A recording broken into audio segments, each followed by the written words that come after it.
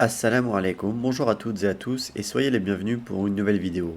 Alors aujourd'hui on va parler plutôt actualité, vous savez que ma chaîne traite notamment de la vie au Maroc, mais il faut savoir que le sport a énormément d'impact sur la vie au Maroc et c'est pourquoi je vous fais une vidéo suite à la qualification du Maroc à la Coupe du Monde 2022 qui s'est passée hier. Je vais vous présenter en fait les différents avantages et pourquoi cela a énormément d'impact sur le pays, mais on va commencer également par les inconvénients de ces fameuses qualifications nationales pour la Coupe du Monde. Encore une fois, l'idée ici, c'est de vraiment de vous présenter pourquoi cela est également très important pour le pays, économiquement, socialement, et donc de vous faire une petite présentation de ce que ça peut apporter pour le pays.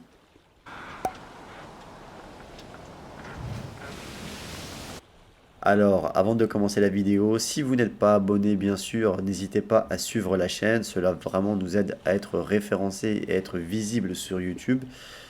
Sinon, en fait, le moteur de recherche nous met tout en bas des résultats de recherche et du coup, on n'apparaît pas. Donc, merci pour ceux qui le font et à laisser un petit pouce bleu si vous avez aimé la vidéo. Donc, on va parler des inconvénients tout d'abord. Pourquoi inconvénients? Parce qu'en fait, ces qualifications pour la Coupe du Monde sont donc ce sont donc des équipes nationales qui sont représentées et cela crée malheureusement parfois de grosses haines entre les nations. Et comme on le sait, le Maroc est un pays musulman, et elle affronte régulièrement d'autres pays musulmans et cela est dévastateur pour la communauté musulmane. On voit des gens qui s'insultent, on voit des gens qui se haïssent pour ça, pour ce sport. Et donc j'étais obligé d'en parler pour cette vidéo et de dire vraiment à quel point moi ça me faisait mal au cœur de voir sur les réseaux sociaux des gens s'insulter, des gens invoquer Allah pour vraiment maudire les gens, que ce soit les Africains, des pays d'Afrique subsaharienne, des pays frères. Donc des fois on voit le Maroc et l'Algérie qui s'insultent, avec la Tunisie, l'Égypte, où là hier malheureusement l'Algérie n'a pas pu se qualifier. J'ai vu des messages sur les réseaux sociaux où ça a insulté, c'était du racisme, hein, ça a insulté les Camerounais. Donc vraiment ça c'est quelque chose qui me fait mal au cœur. Et voilà, je partage rarement mon avis personnel sur les vidéos, j'essaie à chaque fois d'être objectif, mais là j'étais obligé de le faire avant de parler de tous les avantages et de tout ce qui est positif suite à cette qualification du Maroc. Mais voilà, c'est vraiment tous ces jeux qui sont nationaux font vraiment du mal aux gens sur ce point-là. Et donc, dans les inconvénients, cela même peut parfois refroidir certaines relations géopolitiques entre les pays, entre les peuples, et donc vraiment ça peut être catastrophique. Donc, économie locale, on sait que les retombées économiques directes, et là je ne parle pas du pays hôte, puisqu'on sait que le pays qui organise la Coupe du Monde a énormément de retombées économiques, mais pour les pays, on va dire, en développement comme le Maroc, cela a également une retombée économique directe pour le pays en question, donc ici le Maroc. Donc on sait que cela va apporter beaucoup de festivités dans le pays, les gens vont être très heureux, il va y avoir beaucoup de consommation, la diffusion des matchs pendant la Coupe du Monde va apporter énormément d'aspects économiques, les restaurants vont faire le plein, les cafés, etc. Mais pas que, les équipementiers, les ventes de maillots, de jogging, de shorts, etc.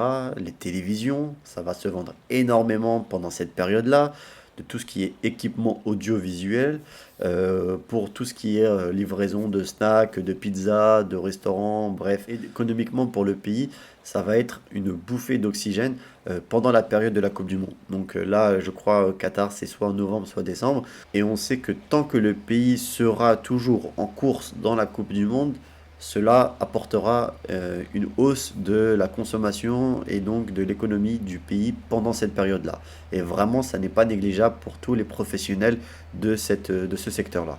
Alors, ça va aussi apporter une expérience internationale. Qu'est-ce que je veux dire par une expérience internationale? C'est qu'en fait, quand le Maroc est qualifié pour une Coupe du Monde, et ça vaut pour tous les pays, le nombre de visas délivrés pour le pays hôte est très, très largement augmenté. Donc par exemple, les Marocains locaux qui vont vouloir avoir un visa pour aller au Qatar vont quasiment tout le temps l'obtenir, sauf exception. Et donc ça c'est pour l'aspect, on va dire, touristique, mais également pour l'aspect professionnel. Il va y avoir de nombreux emplois à pourvoir dans ce pays-là pour les Marocains, que ce soit dans les hôtels, que ce soit au niveau de la restauration, des serveurs, des traducteurs.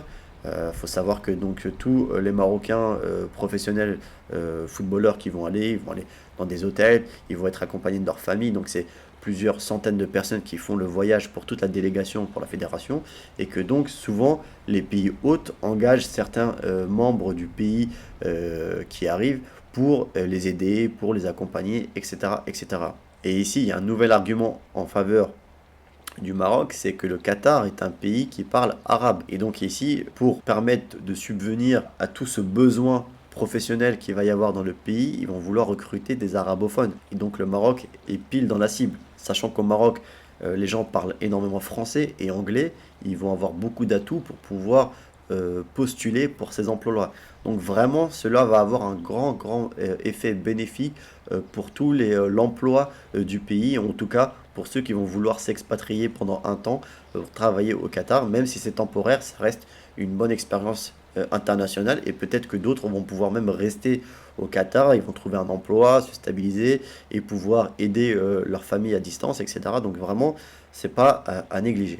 Autre atout qui n'est pas à négliger, c'est que quand le pays est qualifié, donc la fédération marocaine va empocher un beau pactole financier.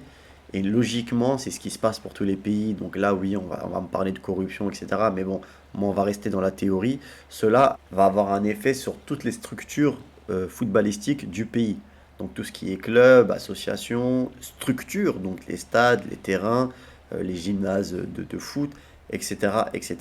Ça devrait avoir un impact et encore plus si le pays va un peu plus loin dans la compétition.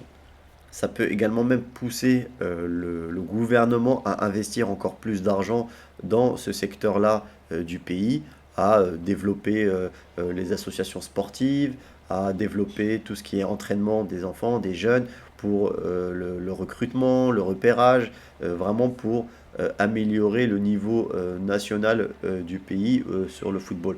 Donc ça peut motiver le gouvernement et le royaume donc pour, en ce sens.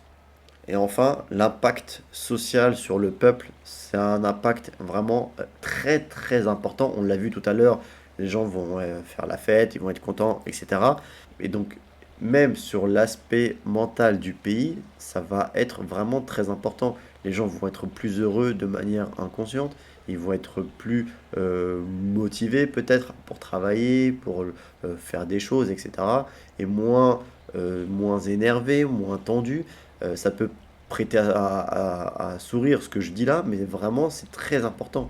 Et ça a également un facteur d'unification du pays et du peuple. C'est-à-dire que les gens vont vraiment être encore plus soudés entre eux, ils vont être encore plus heureux, ils vont se regarder, se soutenir. Donc une qualification en Coupe du Monde pour un pays africain, vraiment c'est très important pour la population. Donc voilà pourquoi une qualification en Coupe du Monde du Maroc n'est pas à négliger. Et vraiment pour la vie au Maroc, c'est très important. Les gens vont être plus heureux, plus souriants. Vraiment, il va y avoir un espèce d'effet positif, une ambiance positive dans tout le pays. Et sachant qu'on sort d'une crise de 2 ans avec la pandémie, avec la crise économique, les fermetures des frontières, vraiment on sort d'une période très compliquée au Maroc. Cela va vraiment donner une bouffée d'oxygène dans tout le pays. Et on espère que ça va durer un peu plus longtemps que le temps des périodes de poule pour permettre au Maroc d'aller un peu plus loin. Voilà pour cette vidéo, c'était un peu court, mais ça me semblait important de réagir à cette actualité-là. Ah là, je le fais pas tout le temps. Vous savez que mes vidéos, je parle surtout de l'émigration, de l'installation au Maroc, de la vie au Maroc, comment ça se passe. Mais de temps en temps, je vous sors une vidéo liée à l'actualité, que ce soit au pass vaccinal, aux frontières, la réouverture des vols, la qualification au Maroc, pour quand même avoir aussi un point de vue et comprendre pourquoi ces choses-là sont importantes pour le pays. Donc voilà, merci à vous de m'avoir suivi. Je vous dis à très bientôt. Je devais faire une vidéo pour le Ramadan au Maroc, comment on vit le Ramadan au Maroc, et j'espère qu'elle va pas tarder à sortir. Inch'Allah, j'espère soit cette semaine, soit début de semaine prochaine, voilà, pour qu'on soit dans le tempo du début du Ramadan. Et donc voilà, je vous ai donné la prochaine vidéo. Je vous souhaite une excellente semaine, une bonne journée. Je vous dis à très bientôt, Inch'Allah. Assalamu alaikum.